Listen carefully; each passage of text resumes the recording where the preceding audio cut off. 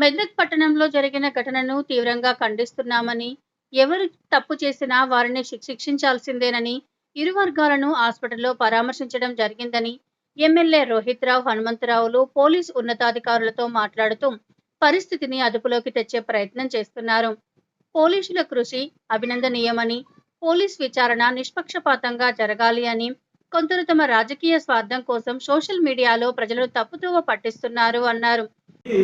ప్రతీక మత సంవత్సరానికి పెట్టింది పేరు మెదక్ అనేది ప్రతీక. మరి అటువంటి మంచి స్థలంలో ఈ సంఘటన జరగడం అనేది బాధాకరమైన సంఘటన.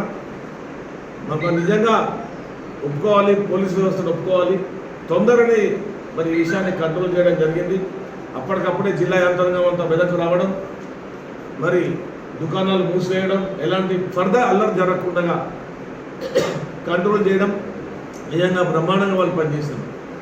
ముఖ్యంగా ఒకటే గుర్తుపెట్టుకోవాలి, దీనివల్ల ఎవరికి లాభం అనేది ఒకటి గుర్తుపెట్టుకోవాలి.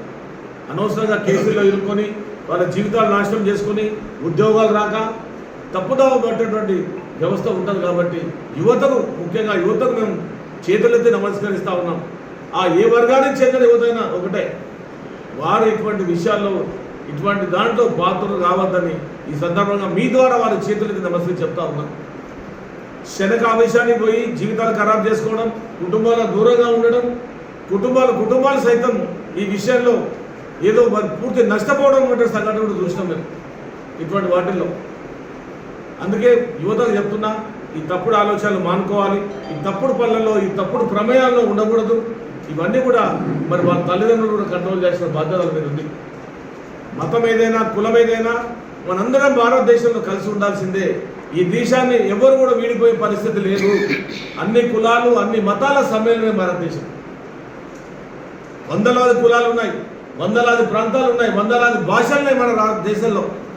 అందరం కలిసి ఉంటున్నాం. ఎందుకు ఇది? తెలంగాణ రాష్ట్రంలో కొన్ని సంవత్సరాలు అయింది ఇలాంటి కలహాలు లేకుండా. మరి మెదక్ పట్టణం ఈరోజు ఇంత చెడ్డ పేరు వచ్చింది మెదక్ పట్టణానికి. దయచేసి మెదక్ పౌరులందరూ చెప్తా ఉన్నా, చుట్టుపక్కల గ్రామాల ప్రజలు వచ్చింది మొన్న, వాళ్ళందరూ చేతులెత్తి నమస్కరిస్తున్న, వాళ్ళ తల్లిదండ్రులు నమస్కరిస్తూ ఉన్నాను. దయచేసి ఇటువంటి కార్యక్రమాన్ని ప్రోత్సహించకండి. మీ పిల్లలు మీరు కంట్రోల్లో పెట్టుకోండి.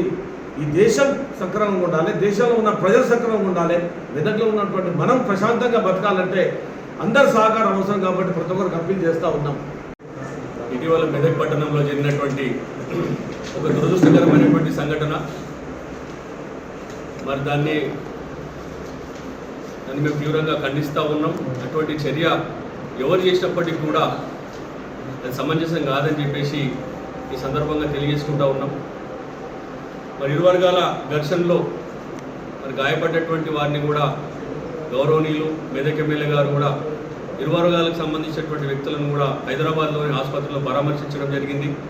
వారి వైద్య విషయంలో కూడా ఇరు వర్గాలకు సంబంధించినటువంటి వ్యక్తులకు కూడా పూర్తి భరోసానివ్వడం జరిగింది.